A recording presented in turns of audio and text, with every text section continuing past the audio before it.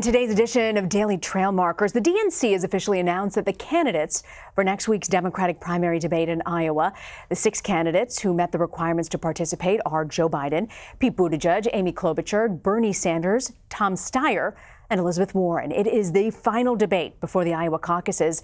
The first nominating contests for Democrats are on February 3rd. And a new Des Moines Register poll shows a big shakeup there. The poll now has Senator Bernie Sanders in the lead with 20% of support from likely Democratic caucus goers. He's followed closely behind by Senator Elizabeth Warren. Former Mayor Pete Buttigieg and former Vice President Joe Biden fell back to 3rd and 4th place, respectively.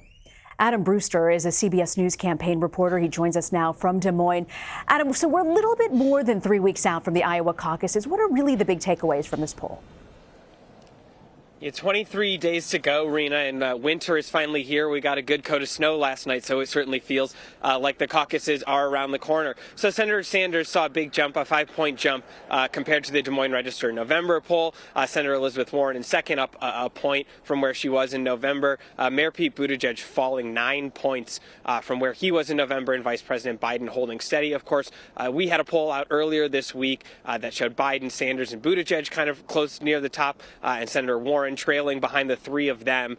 So we've seen these top 4 candidates in this top tier now for several months. And a couple of the underlying numbers from that Register poll to point out, Sanders led among supporters who said that they were firmly committed in their choice. About 60%, 59% of his supporters said they were firmly committed to him. He was followed then by Warren, and then Biden, and then Buttigieg. Sanders also led in people who were extremely enthusiastic. That also tracks with what we had in our CBS News Battleground Tracker earlier this week that found Sanders supporters in Iowa were the most enthusiastic about supporting him. I mentioned the cold. It takes enthusiasm to get supporters to turn out on what will be a cold night, in a process that can take several hours of an evening on a work night for people, on a school night for people. So that enthusiasm is certainly something that is worth keeping an eye on with 23 days to go. Yeah, of course. And what does the poll really show about the fluidity of this race?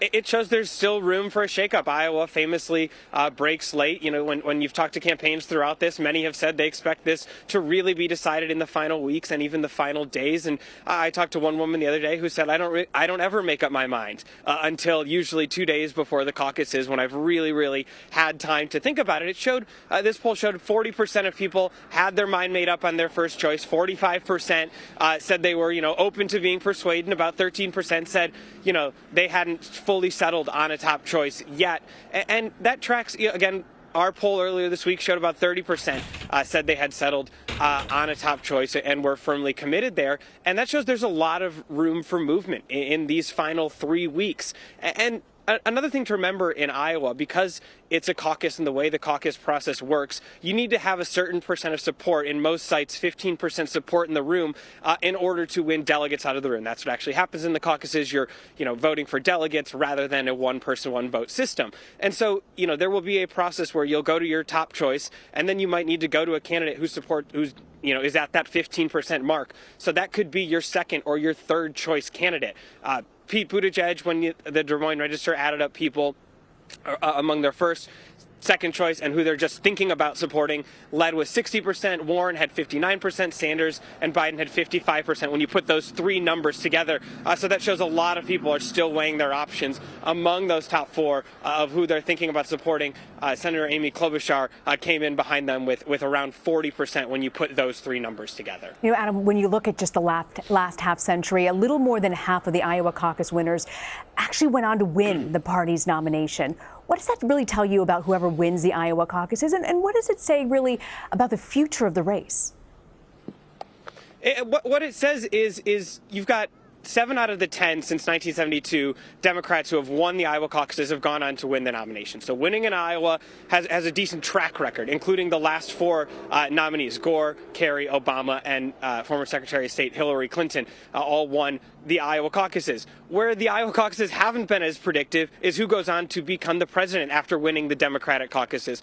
Only Jimmy Carter and Barack Obama, who have won the Iowa caucuses, have gone on to then win the presidency since that 1972 mark. Iowa is all about momentum, and with such a crowded race at the top this year, things could be so tight that the race really may not start to take shape until later on. So the poll that you were referencing actually asked voters about what issues matter to them. What did they say? The issues that were extremely important to voters that they still want to keep hearing about: healthcare and climate change, 68%. Those were the top. Those are two of the issues that get asked. The candidates get asked the most about in these town halls and these meet and greets across Iowa as they've been here for months and months and months. That was followed by a gap between the rich and the poor, just under 60%. And then foreign policy was considered extremely important. Of course, foreign policy has taken a new spotlight in this race after the United States killed the Iranian general Qasem Soleimani just over a week ago. Foreign policy has been a lot of talk on the trail, and there's been a lot more questions about it this past week, and certainly looks to be a topic that we'll continue to hear about in these final 3 weeks. So finally, you're in Des Moines, the location for Tuesday night's debate. What are voters there saying at this point? So the debate Tuesday night, will be the last debate before the Iowa caucuses. It is a final chance for 6 of the candidates, at least, to make the debate, or to make their case, in front of a national audience and in front of Iowans on their home turf. 82% of people in the Register poll said how candidates perform in the debates are either extremely or important to them. Extremely important or just very important to how they will evaluate candidates. We know the debate stage now will be former Vice President Joe Biden, Senators Bernie Sanders, Elizabeth Warren, and Amy Klobuchar, former South Bend Mayor Pete Buttigieg, and businessman Tom Steyer. And when you talk to people around Iowa, they are all, 55% in this Register poll said they're looking for a candidate who they think can beat President Trump. And many of them have said when they watch these debates, they imagine how candidates would fare against President Trump in a similar situation. So it will be something they have their eye on in this final debate, this final chance. And one thing we should note for those senators who we mentioned on the debate stage, they'll have to start spending possibly a lot of time in Washington, D.C. soon with what looks like an impeachment trial getting ready to start in the coming weeks, which could pull them away from Iowa, somewhere that they wish they would like to be spending more of their time heading towards February 3rd. Adam Brewster in Iowa. Adam, thanks very much.